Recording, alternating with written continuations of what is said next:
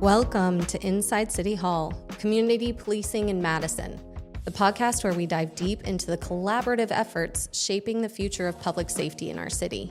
In this episode, we sit down with Police Chief Johnny Gandy and Captain Terrell Cook to discuss how the Madison Police Department is building trust, fostering transparency, and creating safer neighborhoods through community-driven policing. From meeting with HOAs to engaging with local groups and working in our schools, hear firsthand how our police officers work alongside residents to make a meaningful impact. Let's get started. I'm Samantha Magnuson. And I'm Deidre Briscoe, and we are the Communications Department. Welcome, gentlemen. Thank you for being here. We'll just dive right in with a few questions to toss your way. You guys are engaged in our community every day, making sure that we're safe, but also building that transparency. So enlighten our residents. In what ways does our department maintain open communication with our community? Well, first and foremost, our police officers that are out there every day are our greatest ambassadors. They're having direct contact with citizens face to face, not always in an enforcement encounter, a traffic ticket or making an arrest, but out there taking reports, answering questions. It's interesting that in law enforcement, when I used to teach criminal justice in college, one of the things I always tell my students is I would put a ratio up on the board, and that ratio was 15 to 85, and I asked them what that represented. And no one had the answer to it. And what that represents is that 15% of the time we're doing those traditional police roles that people think police do, making arrests, writing tickets, going to traffic accident investigations. You have to ask, what are they doing the other 85% of the time? They're engaging the public in service-related calls, things that are non-traditional in nature, non-police related in nature. We're solving problems.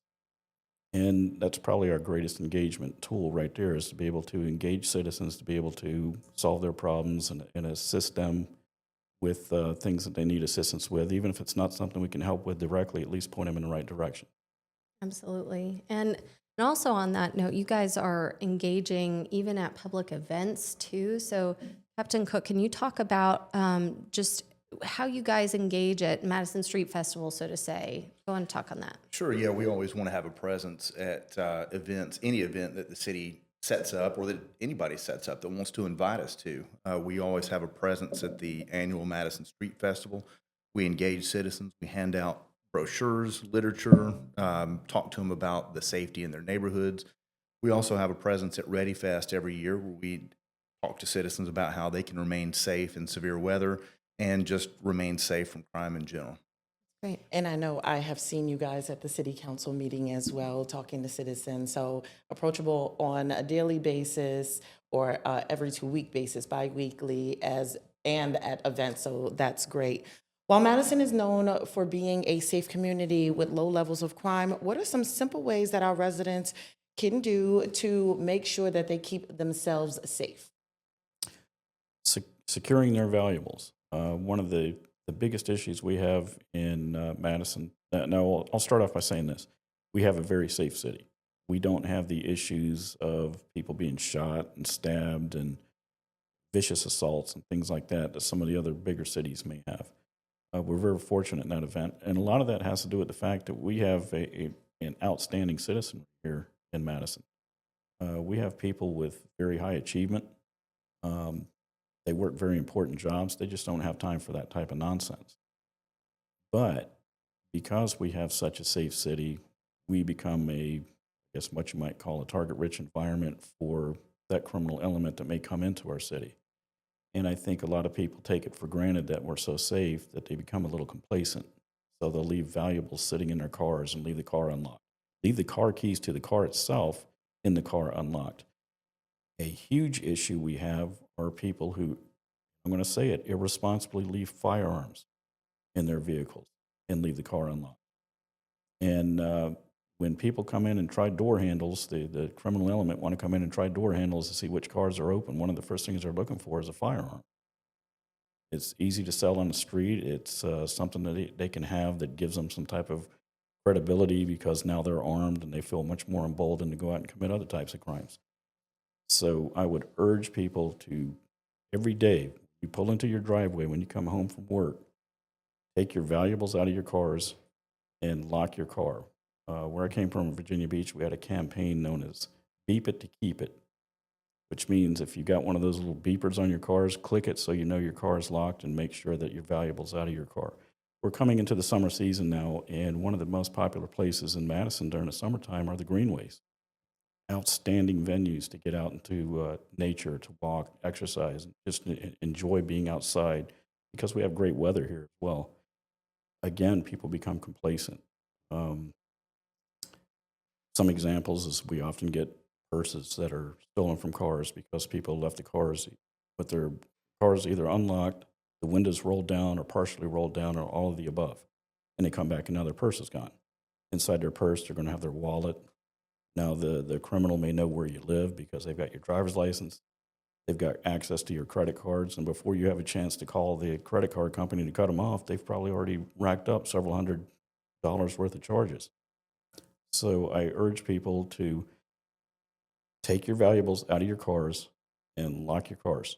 Take the car keys with you. Do not leave the car keys inside the car. Even if you lock the car with the car keys because you've got another set on you, that invites somebody to break the window out because now they know they've got a free car because you've got the car keys sitting there. One of the things I don't understand are people who they have multiple cars in their driveway and they'll keep the set of keys for the car sitting next to it in their unlocked car and then come out and find their car gone. It seems such common sense, but I think these are good reminders for people who do feel safe, who might not jump on that safety bandwagon. But, other ways of reporting as well. Let's talk on, maybe it's not an immediate 911 emergency, but what are some outlets that people can utilize to report issues that you guys need to be aware of? We do have a non-emergency number that goes to our police communications.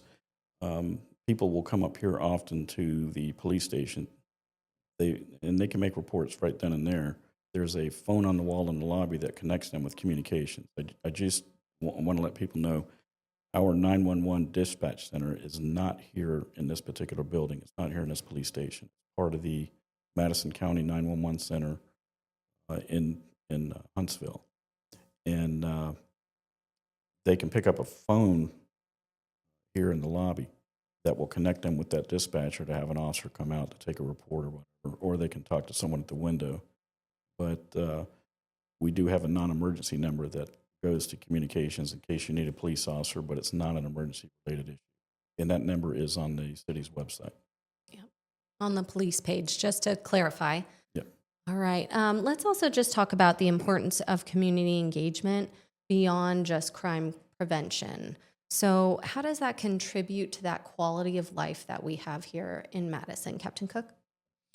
Sure. Well, as far as community engagement, Madison is mostly comprised of neighborhoods. It's a residential community. There's multiple homeowners associations within the city of Madison. We have those homeowners associations frequently reach out to us to request a police officer come and speak to their group about crime in their neighborhood or just crime prevention in general. And we used to send a particular person to go and do that, but what we found lately is probably the best course is to send one of the patrol officers that's on the shift, because that's the officer that they're going to see in their zone or in their neighborhood. So we'll get with the patrol supervisors and have them delegate somebody to go to that meeting and talk to those citizens. And that's part of getting out of that patrol car and engaging them in a non-enforcement capacity. So I think that's one of the best ways that we can engage with our citizens, among many of the other ways, like we mentioned a while ago, as far as the street festival, Ready Fest, the multitude of events that we have around the city that we like to have a presence at. Absolutely. In your opinion, what are the most critical qualities of an officer working within a community policing model? And how do you identify and foster those qualities within the department? So I would say, first and foremost, they have to be friendly. They have to be approachable. They have to be trustworthy. Someone should feel comfortable walking up to one of their police officers and reporting any type of incident, or just carrying on a conversation with them. They shouldn't be afraid of the officer. We actually screen our officers for those types of qualities.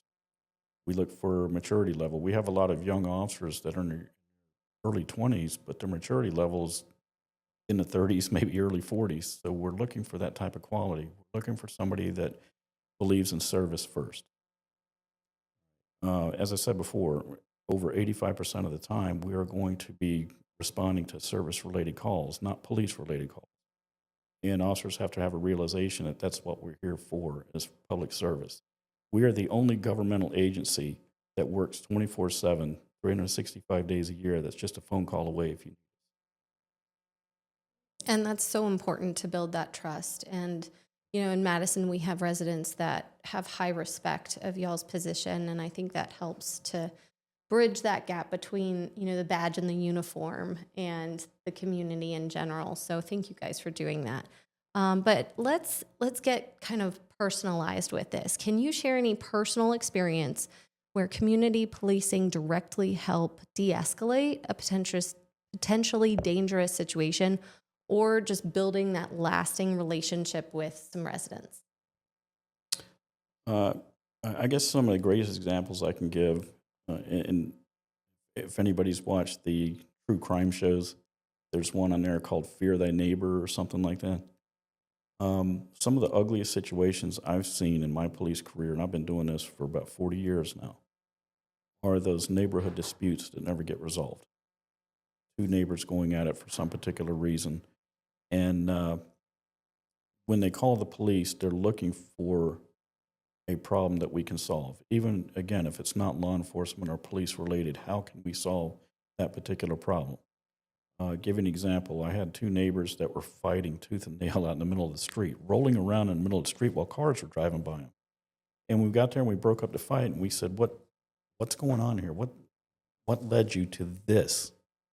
And it was something as simple as one neighbor had a large pine tree in his yard, and the branch from one of the pine trees stretched out over the other neighbor's driveway and dropped pine needles on it. And he refused to, and this guy was very fastidious about his yard and was always out there raking and mowing and manicuring his yard. And yet his neighbor's tree kept messing up his driveway. And that was very important to him. And that's something we have to make our officers understand. It might seem like a little issue to you, but to that person, it's very important. And they're looking for you to come out and solve that problem. So these, again, neighborhood disputes are some of the ugliest things I've seen. And it's very important for officers to get very creative to try to find some way to mend that dispute between us two citizens, so that it can live in harmony and get on to more important things. So how did you rectify that? I offered to have the city come out and cut down that tree limb. That's great.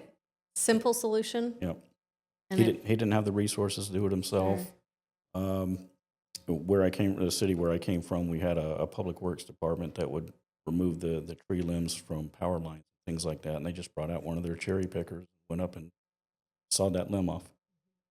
Taxpayer dollars being put to really good use right there. Do you have any examples you want to share? Sure, yeah. Something that I thought of a while ago is just, and I hear this every day on our police radios. We have a very active CIT program here within Madison, crisis intervention techniques. We have our officers trained in those techniques. That's not a law enforcement function, but that's a community caretaking function, a community relations or community policing function. So every day our officers are going out on these calls multiple times a day, making a difference in people's lives by helping those that are in need, helping them find resources within the mental health system, and just helping their crisis situation. And it's not a criminal act. It's not a law enforcement related call. It's a community policing and a community caretaking function. That's something that we pride ourselves on. That's great.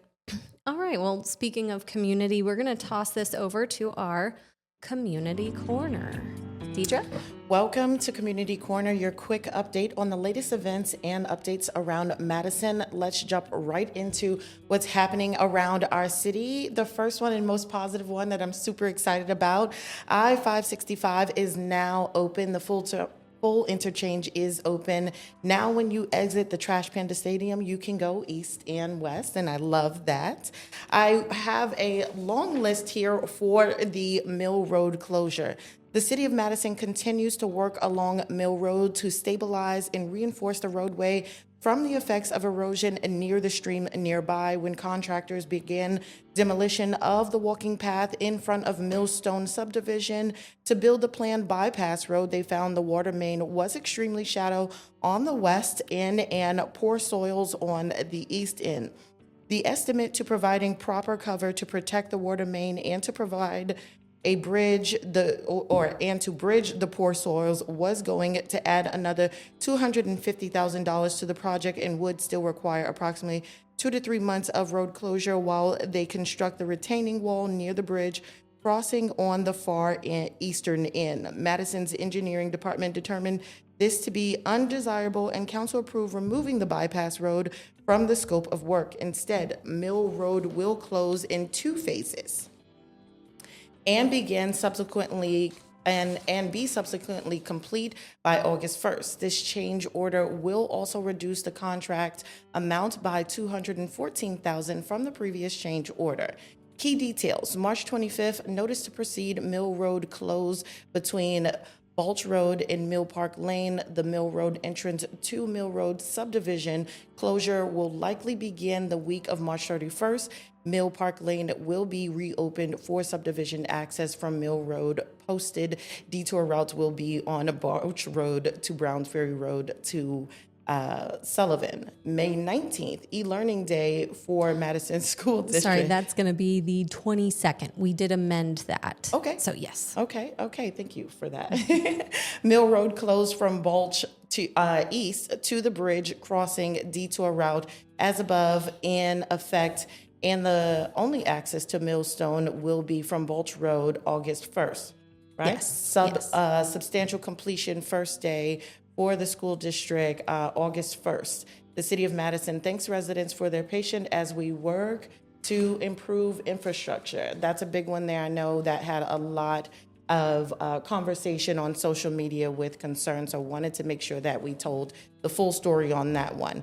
When we talk about elections and district lines, district changes have taken place. I really want people to make sure that they are in the correct district and they know where they belong. You can do so by checking the city's website. Go to the tabs on the top. It reads, I want to. You go down to learn more, and then you can click about, you want to learn more about the 2025 district map.